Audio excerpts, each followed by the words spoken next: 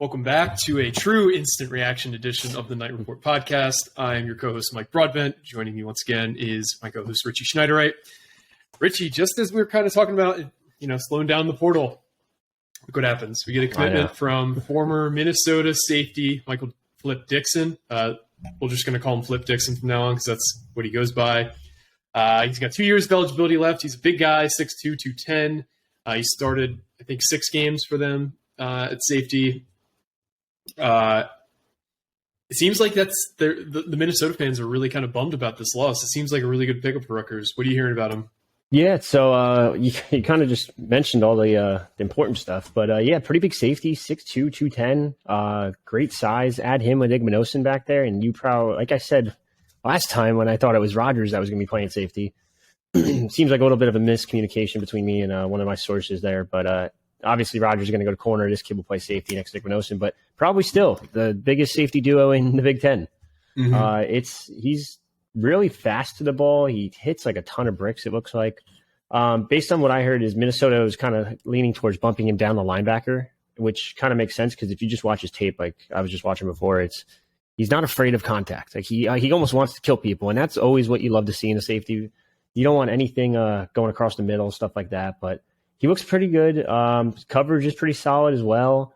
I know after talking to the Minnesota guys, I posted the quote from Dylan Callahan-Crawley over there at the Gopher Report, our Minnesota Rivals website. He said he's kind of a hybrid guy, which leans towards what I just said. He wasn't the surest of tacklers, so I guess that was one of the main concerns. But a lot of guys seemed pretty shocked like that he left in the first place. He was not guaranteed, but like basically a starter again this year for Minnesota, but it sounds like he definitely wants to play safety, and they wanted to bump him down. And that was kind of the disagreement there. And the most interesting thing that he told me in the quote was he goes, he was a lot better or I shouldn't say a lot better. He said he was better in 2021 than he was in 2022. Who was there in 2021? Joe Harris-Simiak. And who is Joe Harris-Simiak? Rutgers DC defensive coordinator. Yes. So obviously he played a big part of just getting Dixon to show interest in Rutgers. Mm-hmm. This sounds like he was one of those sneaky under the radar visits though, right? When did he visit Rutgers? So he was actually not this past weekend. He wasn't one of the secret visitors. There wasn't a secret visitors past weekend still. But the weekend before where there was a bunch of secret visitors that no one knew about.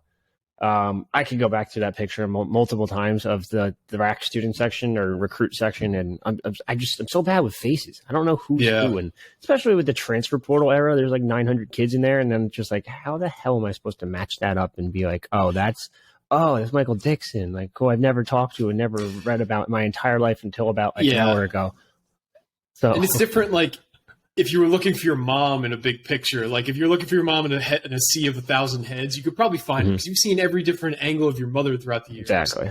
And like you might have a single profile picture of these kids that you're basing everything off of. So it's really tough. And they might have a different hairstyle. They might have gotten, they might have different facial hair. It's really tough to pick people out of a crowd you don't know.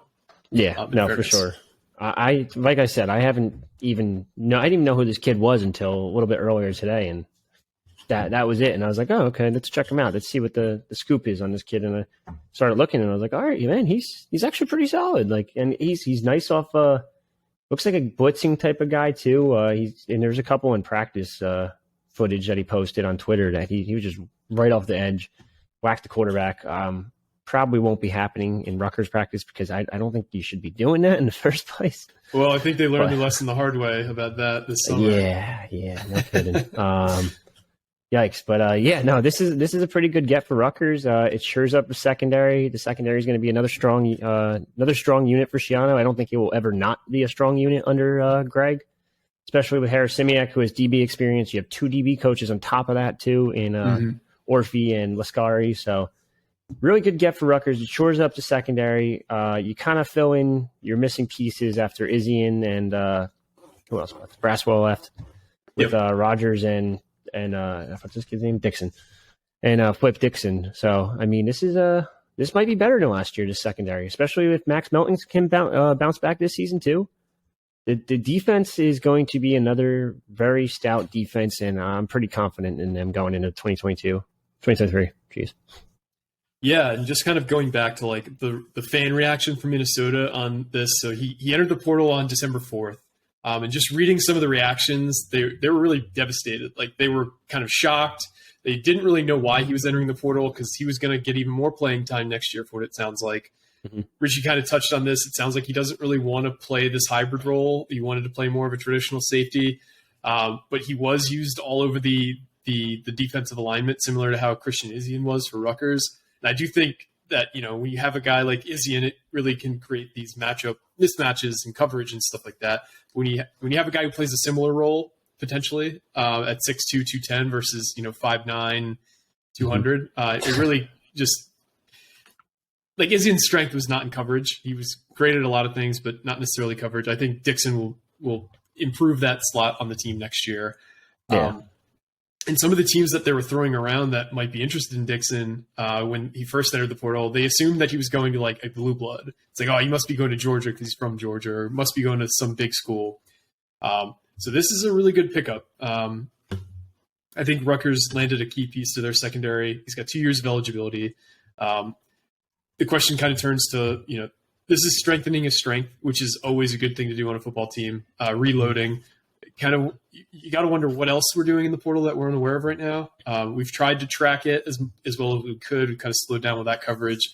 But in terms of other secret visitors, do you think there was other secret visitors that we were still unaware of, or have we kind of closed the loop on that, you think? I'd say it's probably closed at this point. And even if there were, I don't know if they would really come out at this, if you're not going to land them too. Yeah. That's something you just kind of keep secret. But going back to Dixon real quick, I was just looking at his profile, and I didn't even realize, I completely forgot to even look at the Rivals transfer portal rankings. Number 103 overall. And that's not just safety. That's like every position possible. Now, of course, there's a bunch of quarterbacks ahead of him, and it doesn't look like Rutgers going after any of those guys. But yeah, no, the 103 overall is huge. That's like 103 in a recruiting class. Like it's a big get for Rutgers. Like, this is a really good player, and I didn't even know that before going into this until 2 seconds ago. Mm-hmm. So this is just goes to show you this kid's a really good addition. Add in him, add in Rogers. You're going to get really good on defense again in 2023, and it's all on the offense at this point.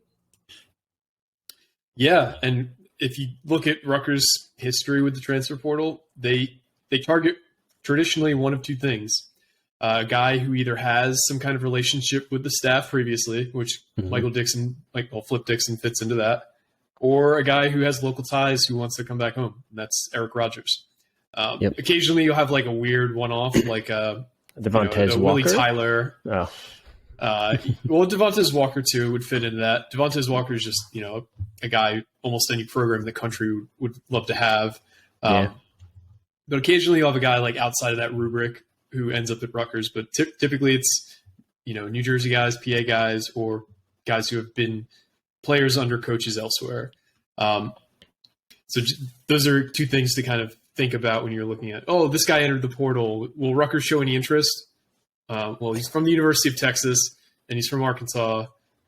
Probably not. No. Sorry. And that's not to be dismissive. It's just like, use that rubric in your mind when you're looking at a new portal entry to whether or not Rutgers might show interest. But that's what makes the Devontae Walker visit even more interesting. And that's kind of why we speculated as much as we did about, what was his name? Sowden? Andy Sowden? Andy Souder. Souder, that's what it was. And about Andy Souder possibly being the new OC. It just makes zero sense for like Walker's ranked 118 in our rankings. Makes zero sense for a wide receiver that high to go visit a program in New Jersey that has no OC, and it's just like, it makes no sense. That's the only thing that could click. And maybe there's still a chance they could get Souder. Thinking about doing another hot board, and obviously would have Souder, it'd have most of the names that are already on there. But yeah, there's got to be a connection to the staff for the most part, or a connection to New Jersey in general. Otherwise, I don't really see it happening for most transfers. Like you mentioned, if there's a kid from Arkansas that's at Texas, he's probably not going to Rutgers. Maybe there's a unique connection there somehow, but probably if there isn't, then I don't really see them ending up with the Scarlet Knights. But the overall, great getting Dixon, great getting Rogers. It's a good start to the portal. Plenty more time until the portal closes. I forget what the exact date is. I think it's like January 12th January or at some point, yeah. These portal windows are weird as hell anyway. I know everyone's freaking out on the boards about scholarship counts. It doesn't mean shit until September 1st or whatever the first day of the game is. And Schiano is probably one of the best manipulators of scholarship counts. And that's not to say he cheats, but he's a wizard with that kind of stuff. He always finds a way if he wants a guy to fit him under the allotted amount.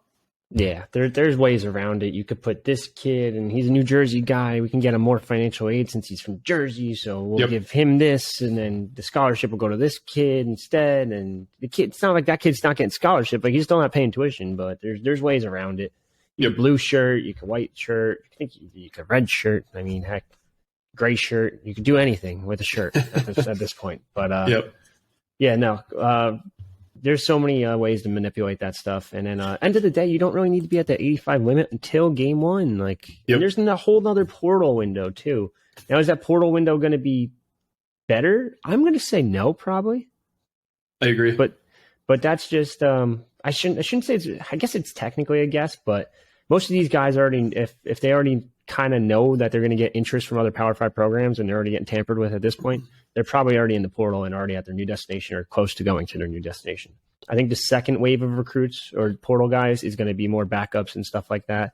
After spring ball end, it's going to be like, yeah, I'm third string. Fuck. Like, I didn't know I was third string. I probably could have told you were third string in fucking December, but yeah, sure. Like, yeah.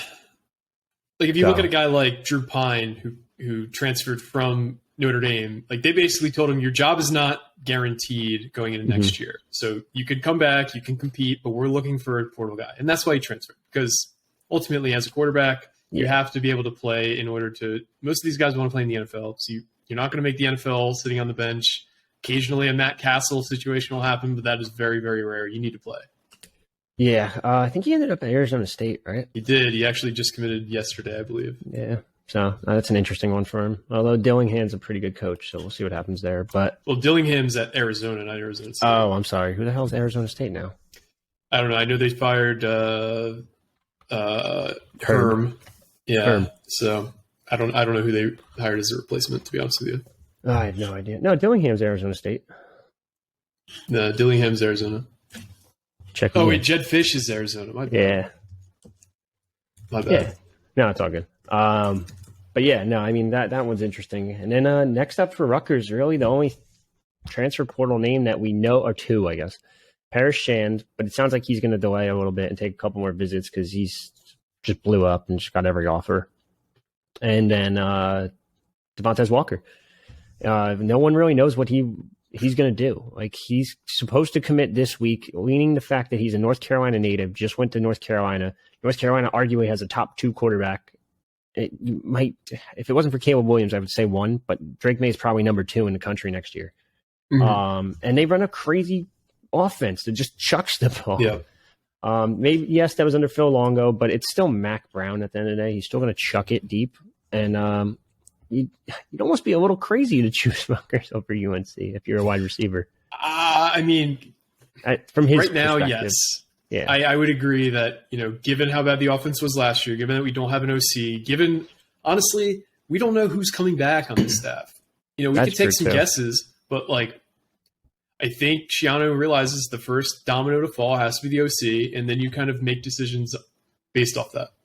Yeah. Pretty like much. if a high level, say for example, and this is totally hypothetical, no inside information, say like a very, a guy very high on Schiano's list says, I'm interested, but I need my O-line guy to come with me. That kind of creates an interesting scenario. And that's again, I'm just totally throwing shit at the wall here. Augie back to running back, this. It's like that map of, what do you call it? Always Sunny. Yeah, it's the Charlie map. And then there's this, and then there's that, and then there's that. Oh, then we could move this guy to here. And mm-hmm. So I'm wondering if that might be the reason why there hasn't been I'm just speculating. I wonder if that's something that's on the table, I should say.